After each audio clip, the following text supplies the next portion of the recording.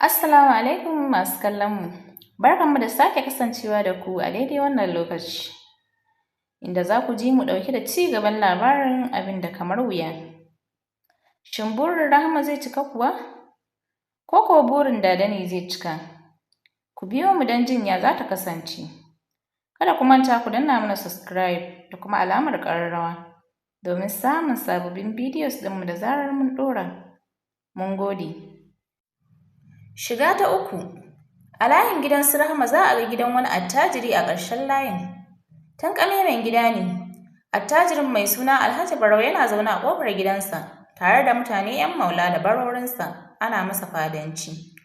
Rahama da Nabila sun doso wurin. Rahama na yi wa Nabila rakiya zuwa ƙarshen layin. Ga abin da ya faru. Alhaji Barau yana zaune kan wata kujera mai kama da kushin. Yana hango su Rahama tafe, ya yi sauri ya ɗago kai. Tanko waccan wace yarinya ce tafe? Tanko ya yi sauri ya ɗago kansa tare da duban inda Alhaji yake yi masa nuni. Cikin 'yar dariya, Alhaji ai waccan 'yar gidan Malam Bala ce, ɗayar ko abokiyarta ce. Alhaji Barau cikin sauri da alamar neman ƙarin bayani.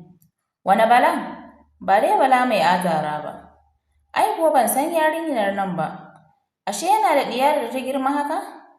Kai yaran yanzu ba su da wuyar girma. Na san fa sa'ad da Bala ya zo unguwar nan yana saurayinsa. Tanko ya ce Alhaji ai wannan ita ce babbar ɗiyarsa, sunanta Rahama.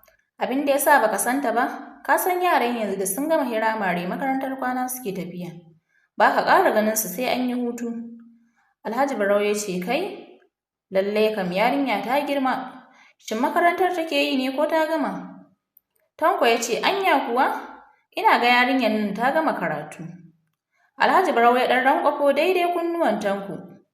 Tanko ina so ka bincika mani lallai yarinyar nan ta yi mani. Ashe muna da irin waɗannan 'yan mata a unguwa kake zuwa kana yi min jaye-jayen wasu al'adu da kai kamar na ungulu? Ai da irin waɗannan kake kawowa da kai ma ka shaida. Amma yanzu wannan da gaske nake. Kaga sai in cike gurbin Ladi tunda ta kwashe kayanta. Ka yi ƙoƙari ka samo cikakken bayani mai gamsarwa. Tanko ya numfasa tare da gyara zama. Ai Alhaji wannan mai sauƙi ne, sai dai ka saki abokan aiki don a fara aiki. Ni na san ta inda zan shawo kan lamarin. Ai Alhaji ka riga ka sami duniya. Ka auri duk irin matar da kake so. Ka auri mata masu ji da kansu ma bare wannan 'yar gidan matalauta? Ai ka kwantar da hankalinka, ka yi kamar ma ga ta can cikin gidanka. Baka ji abin da wani mawaƙi ke cewa ba? Allah ka aiko da naira in more arzikina? Ai Alhaji kar ka damu in dai ina garin nan ba yarinyar da za ta gagare ka. Alhaji Barau cikin nishaɗi da jin daɗin irin maganganun Tanko ya gyara zama tare da fito da bandar ɗin kuɗi ya ajiye gaban Tanko. Ai shi yasa nake jin daɗin zama da kai. Ga wannan ka yi duk abin da ya kamata. Naka kuwa sai ka dawo da labari mai daɗi, ni zan shiga cikin gidan. Tanko cikin murna da jin daɗi ya ce yauwa Alhaji, ashe ka gane bakin zaren. Ka ga da wannan komai zai tafi daidai. Zan tafi yanzun nan in fara aiki, sai na dawo. Ya tura kuɗin cikin aljihunsa yana murna. Ya fito gidan yana 'yan surutai. Su Alhaji ba su ɓamɓaruwa in ba a irin wannan hanyar ba. Dubi don Allah yau kwana 3 ina fama da shi ya bani kuɗin sabulu.